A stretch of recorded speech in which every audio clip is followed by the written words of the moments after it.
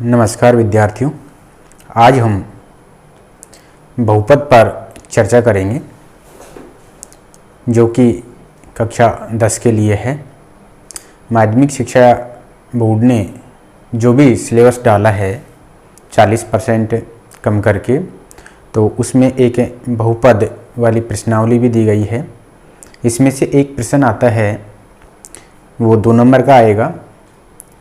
कुछ सिलेबस इसमें से कम भी किया गया है, यानी कि भागवाड़ा प्रश्न बहुपद वाली प्रश्नावली में से नहीं आएगा। यानी कि विभाजन एल्गोरिथम कथन पे आधारित जो भाग का सवाल आता था, बीजीय व्यंजकों का जो भाग आता था, वो अब नहीं आएगा।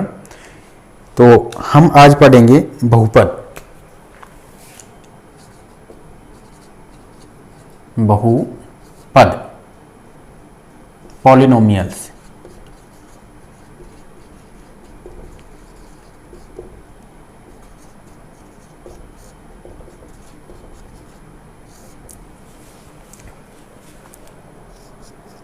fx बराबर a0 a1x plus a2x square plus a3 x cube plus dot dot dot an x की घात n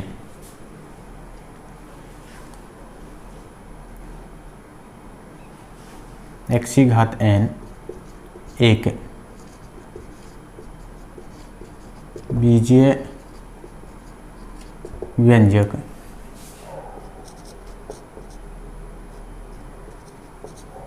जिसमें a0 a1 a2 a3 dot dot an वास्तविक संख्याएं हैं और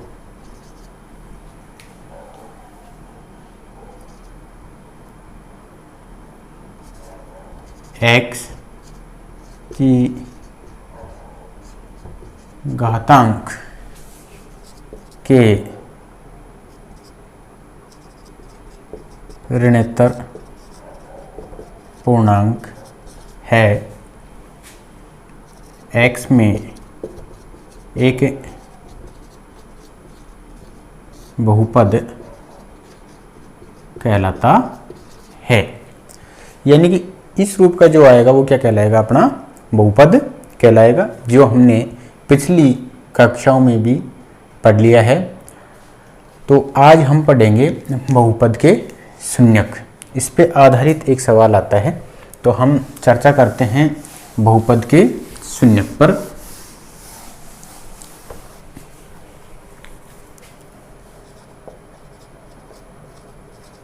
बहुपद के शून्यक किसे कहते हैं? यदि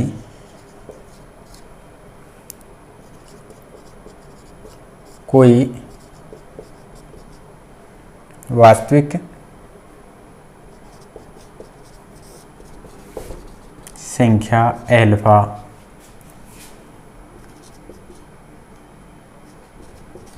किसी बहुपद के लिए,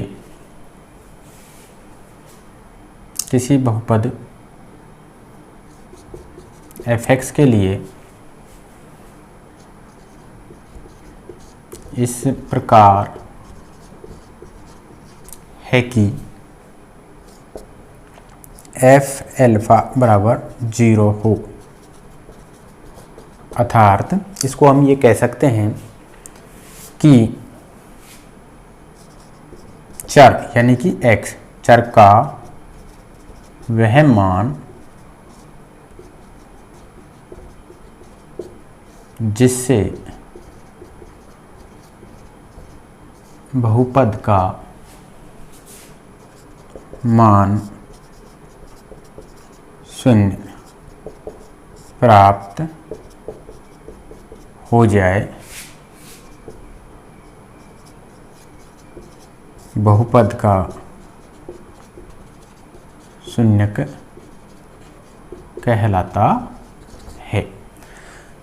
यानी कि कोई भी वास्तविक संख्या एल्फा है किसी बहुपद f(x) के लिए इस प्रकार है कि f एल्फा बराबर 0 प्राप्त हो, अर्थात यानी कि चर x का वह मान जिससे बहुपद का मान कैसा हो जाए, शून्य प्राप्त हो जाए, तो वो हमारा क्या कहलाएगा, शून्यक कहलाएगा।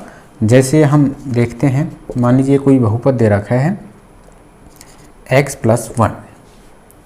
अब हम इस बहुपद में x का कौन सा मान रखें कि इसका मान शून्य हो जाए। तो यहाँ पे अपन को दिख रहा है, यहाँ पे अगर अपन x - 1 रख दें, 1 रखने पर तो -1 + 1 क्या हो जाएगा, 0 हो जाएगा।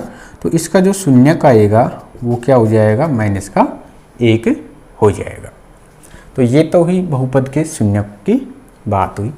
अब हम पढ़ेंगे बहुपद के शून्यकों व गुणांकों में संबंध। द्विघात बहुपद है, इसके बारे में पढ़ेंगे हम।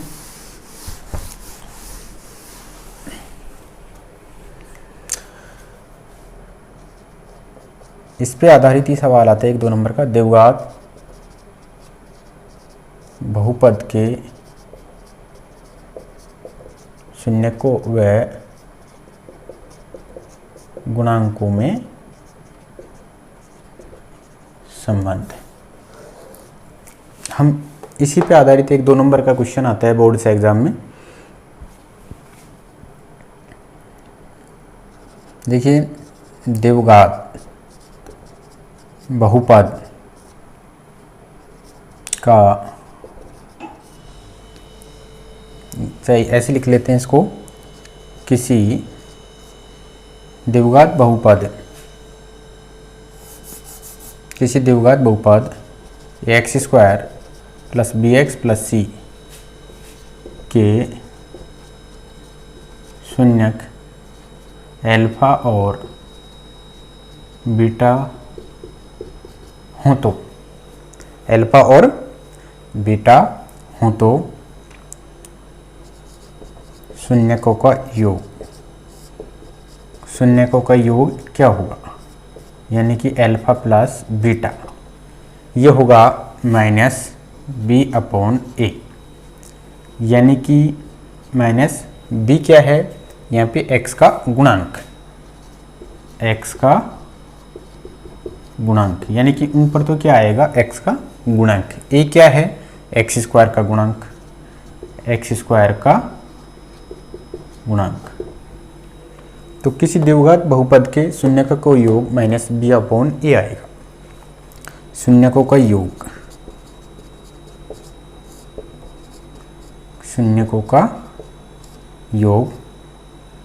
नहीं गुणा, शून्यकों का गुणा एल्फा × बीटा, वो होगा c/a। अब c क्या है, यहाँ पे अचर पद, क्या है, अचर पद, अपॉन a वही x² का गुणांक होगा। तो हमें ये ध्यान रखना है, किसी द्विघात बहुपद का जो रूप होता है वो ax² + bx + c होता है। यदि इसके शून्यक एल्फा + बीटा है तो शून्यकों का योग एल्फा + बीटा -b/a, और शून्यकों का गुणनफल एल्फा × बीटा c/a होगा। a क्या है यहाँ पे, x² का गुणांक, b क्या है, x का गुणांक, और c क्या है, यहाँ पे अचर पद होता है। मान लीजिए कोई बहुपद दे रखा है, यानी कि ये बहुपद दे रखा है 3x² + 6x + 5। तो यहाँ पे हमारा a का मान कितना होगा, 3 होगा, b का मान कितना होगा, 6 होगा, और c का मान कितना होगा, 5 होगा। अपन को ध्यान रखना है, चिन्हों का भी ध्यान रखना है इसमें। यहाँ पे b का प्लस का 6 आ रहा है तो प्लस का 6, c का मान 5 है तो 5 लिख दिया प्लस के, a का मान 3 है प्लस का तो प्लस के 3 लिख दिया। और देख लेते हैं, मान लीजिए ये कोई बहुपद दे रखा है 5x² - का 3x - का 6। तो यहाँ पे a का मान कितना हो जाएगा, 5 हो जाएगा। अब b का मान कितना आएगा, -3 आएगा, और c का मान भी -6 आ जाएगा। यानी कि हमको इससे तुलना करना है a, b, c के मान निकालने के लिए। अब हम जो प्रश्नावली दे रखी है, ये बहुपद की कक्षा 10 में प्रश्नावली दे रखी है, प्रश्नावली वो तीसरी दे रखी है, उसको हम सवाल हैं इस पे आधारित, उनको हम देखते हैं। तो ये तो ही अपनी एक बेसिक चीज़ें, इसी पे आधारित सवाल आएगा। तो यानी कि शून्य ज्ञात कीजिए और गुणांकों व शून्यकों के बीच में संबंध ज्ञात कीजिए। तो इस पे आधारित सवाल दे रखा है।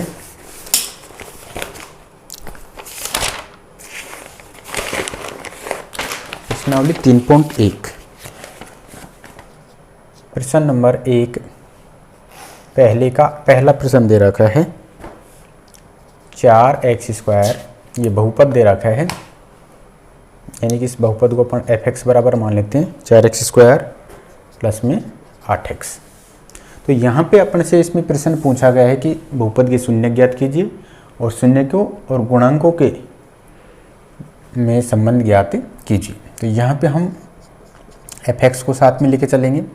यहाँ से क्या कॉमन दिख रहा है अपन को, एक तो 4 कॉमन आ सकता है इन दोनों में से, एक x कॉमन आ सकता है। यहाँ 4 का भाग 4 में दिया, कैंसिल, एक बार जाएगा 4x का भाग x² में दिया, क्या बच गया, x बच गया। यहाँ से हम 4 का भाग 8 में देंगे, कितनी बार जाएगा, 2 बार, x का भाग x में दिया, कैंसिल, यानी कि अपने पास में ये क्या हो गए, इसके गुणनखंड हो गए। अब शून्यकों के लिए, शून्यकों के लिए यानी कि fx का मान किसके बराबर रखेंगे, 0 का मान, यानी कि जो बहुपद है उसका मान किसके बराबर रखना पड़ेगा अपन को, 0 के बराबर। तो यहाँ पे 4x x प्लस 2 किसके बराबर रख दिया, 0 के बराबर। अब यहाँ से दो गुणनखंड बन गए, या तो 4x बराबर 0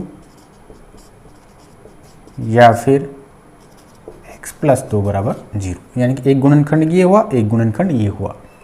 तो यहाँ से हम x का मान निकाल लेते हैं 0/4, तो x बराबर कितना आंसर हो जाएगा, 0। तो एक जो शून्य का आया वो तो क्या आ गया, 0। यहाँ देखते हैं x, अब यहाँ पे हम क्या करेंगे, इसका पक्षांतरण करेंगे। तो x के साथ में +2 है तो इधर जाके किसको जाएगा, -2। तो यहाँ पे जो शून्य का आ गया वो कितना आ गया अपने पास में, -2 आ गया। यानी कि इसके शून्यक कौन कौन सा है, शून्यक x बराबर एक तो आया 0, एक आया -2। तो हमको इसके शून्यक तो ज्ञात हो गए। अब हम गुणांकों और इसमें दिया गया है शून्यकों तथा गुणांकों के बीच संबंध, शून्यकों तथा गुणांकों के बीच संबंध, ये ज्ञात करना है अपन को। तो सबसे पहले हम शून्यकों का योग निकालेंगे। शून्यकों का योग अपन जानते हैं अल्फा प्लस बीटा, वो होता है -b/a। b/a यानी कि b तो क्या है अपने पास में x का गुणांक और a क्या है, x² का गुणांक।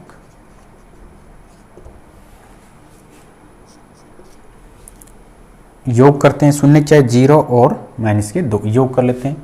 0 प्लस -2 बराबर माइनस, अब b का मान यहाँ से निकालेंगे हम, ये अपने पास में बहुपद दे रखा है। तो b का मान क्या होता है, x का गुणांक। अब x का मान यानी कि यहाँ से b का मान कितना दे रखा है, 8 प्लस के 8, तो यहाँ पर ने 8 रख दिए। a क्या है, x² का गुणांक, तो a का मान कितना है, 4 अपन ने यहाँ लिख दिए। 0 प्लस -2 जोड़ेंगे तो ये -2 आ जाएगा। इधर 4 से ये कितनी बार कट गया, -2 बार, यानी कि ये तो अपने पास में सत्य हो गया। अब हम देखते हैं शून्यकों का गुणनफल। शून्यकों का गुणनफल वो क्या होता है, अल्फा इंटू बीटा बराबर c/a। अपन c का मान क्या होता है, अचर पद होता है, और a x² का गुणांक होता है। गुणनफल अपन इनका देखते हैं, शून्य क्या है, 0 -2 गुणा कर लेते हैं। 0 इंटू माइनस के 2 बराबर, यहाँ लिखते हैं सी का मान यहाँ से लिखेंगे, लेकिन यहाँ पे अचर पद नहीं दे रखा है, यानी कि अचर पद क्या है अपने पास में 0, तो यहाँ अपन लिख देंगे 0। ए का मान अभी देखा था कितना आ रहा है, 4 आ रहा है, कितना आ रहा है 4 आ रहा है, -2 इंटू 0 करेंगे तो 0, 4 का भाग 0 में देंगे तो ये 0। तो इस प्रकार हम इन्हें गुणांकों तथा शून्यों के बीच में जो संबंध था, जो सत्यता थी, उसको हमने चेक कर लिया। तो इस पे एक 2 नंबर का क्वेश्चन बनता है। और देखते हैं एक प्रश्न इस पे।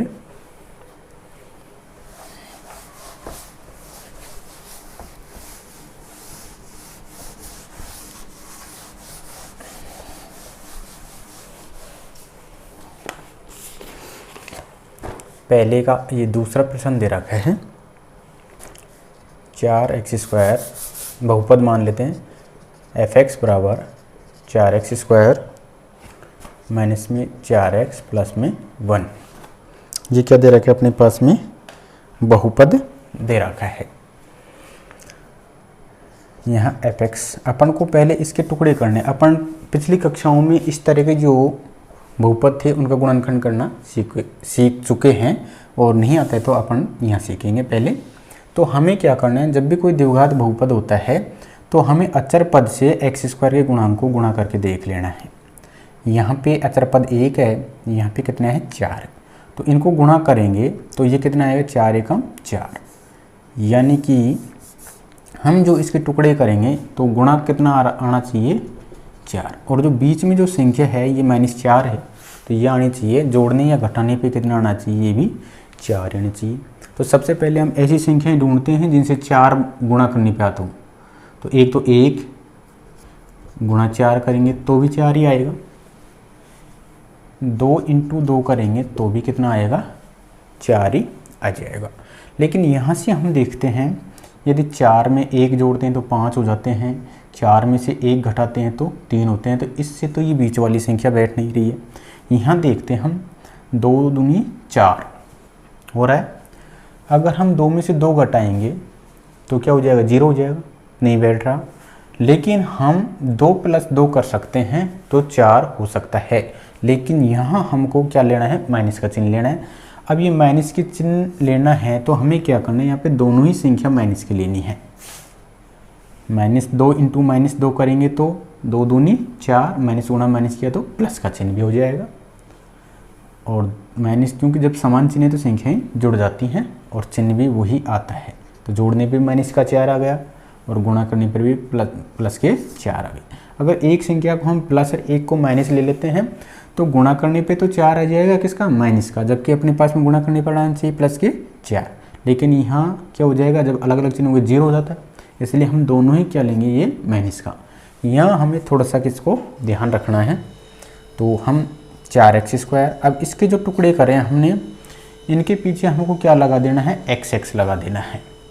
तो जो इसके जो टुकड़े हुए -2x प्लस में 1, f(x) बराबर, अब यहाँ से देखो कितने पद हुए, 1 2 3 4, इन 2 पद में से कॉमन लेंगे, इन 2 पद में से कॉमन लेंगे, तो यहाँ से अपन को स्पष्ट दिख रहा है, एक तो 2 कॉमन आ जाएगा, एक x की छोटी घात x है 1, इसलिए x कॉमन आ जाएगा। 2 का भाग 4 में दिया तो कितनी बार गया, 2 बार, x का x² में भाग दिया तो x आ जाएगा, ये माइनस चिन्ह आ जाएगा। 2 का भाग 2 में दिया कैंसिल, यानी 2x का भाग 2x में देंगे तो कितनी बार जाएगा, 1 बार। यहाँ से कौन सा चिन्ह उतार लिया अपन ने, माइनस का चिन्ह उतार लेंगे। अब यहाँ पे देखिए 2x - 1, अब यहाँ पे अपन को क्या कॉमन लेना है, यहाँ पे अपन को माइनस का 1 ही लेना है, क्योंकि जो यहाँ पे कोष्ठक में बचेगी वही यहाँ बचनी चाहिए। तो अपन ने -1 ले लिया क्या कॉमन, यानी कि 1 का भाग देंगे तो यही संख्या आ जाएगी, 1 का भाग 2x में देंगे तो 2x आ जाएगा, यहाँ माइनस चिन्ह है, माइनस का भाग प्लस में देंगे तो ये माइनस आ जाएगा, 1 का भाग फिर 1 में दिया तो ये 1 आ गया। अब यहीं से अपन को पता लग जाता है ये जो कोष्ठक में आई हुई संख्या समान आएगी, तब तो अपना गुणनखंड सही है। तो f(x) बराबर, अब इसको गुणनखंड देख लेते हैं, एक तो 2x - 1, क्योंकि यहाँ से कॉमन क्या आ रहा है 2x - 1, और यहाँ भी क्या बच रहा है, एक 2x - 1 बच रहे हैं। शून्यकों के लिए, शून्यकों के लिए fx बराबर 0 होता है। तो अब हम fx की जगह क्या रखेंगे 0। तो fx की जगह 0 रखेंगे तो इसका मतलब ये मान किसके बराबर आना चाहिए 0 के बराबर। तो 2x माइनस 1 बराबर क्या होगा 0। या तो अब देखो दो गुणनखंड है, या तो 2x माइनस 1 बराबर 0 या फिर 2x माइनस 1 बराबर 0। ये भी 0 के बराबर होगा और ये भी 0 के बराबर। यहाँ से निकालते हैं, अर्थात 2x पक्षांतरण करते हैं तो माइनस का 1 इधर जाएगा तो प्लस का 1। यहाँ से x का मान निकालेंगे तो x के साथ में ये क्या है गुणा में, तो इसका क्या लगेगा भाग, तो ये हो गया 1/2। तो एक तो x का मान ये आ गया। यहाँ से निकालते हैं, अर्थात यहाँ से भी वही है, पक्षांतर का दिया 1, x का मान निकालेंगे तो वही 1/2। तो यानी कि जो x के जो शून्य का है, यानी कि बहुपद के जो शून्य का है वो आए 1/2 आए। अब हमें क्या निकालना है, इसमें संबंध निकालना है। तो ये तो होगा यहाँ पे शून्य को तक। अब हमें निकालना है शून्य को व गुणांकों के बीच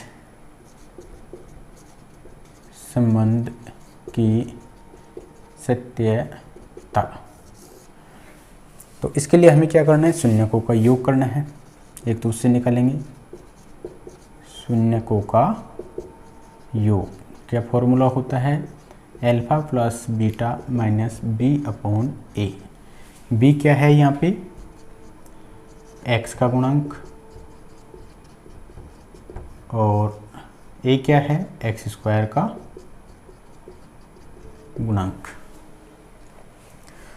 देखते हैं शून्य क्या क्या है 1/2 तो योग करते हैं 1/2 प्लस में 1/2 माइनस, यहाँ से देखिए यहाँ से x का गुणांक कितना आ रहा है -4, यानी कि b का मान आ रहा है -4 आ रहा है।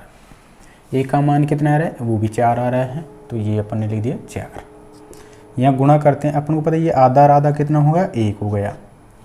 यहाँ माइनस गुणा करेंगे तो प्लस के 4/4, तो 1 बराबर 1, 4 का भाग 4 में दिया 1, तो ये तो सेट हो गया।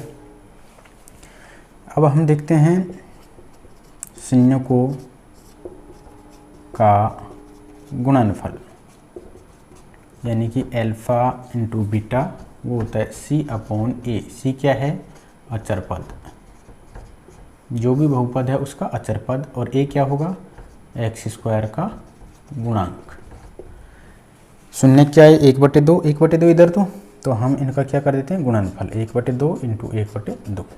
अब हम यहाँ से देखते हैं c क्या है अचर पद यहाँ पे कितना आ रहा है 1 आ रहा है।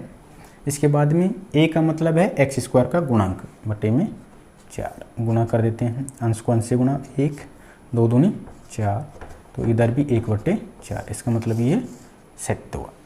इस प्रकार हम शून्यकों का योग व गुणांकों के बीच संबंध ज्ञात कर सकते हैं।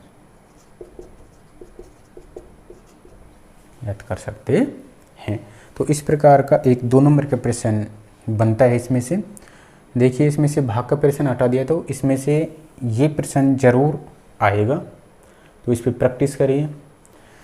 तो प्रश्नावली 3.1 के मैंने 2 सवाल बता दिए हैं। इसी प्रकार आप बाकी जो प्रश्न बचे हुए हैं उनकी प्रैक्टिस कर सकते हैं। धन्यवाद विद्यार्थियों।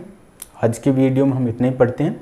वीडियो को ज़्यादा से ज़्यादा शेयर कीजिए, लाइक कीजिए। धन्यवाद।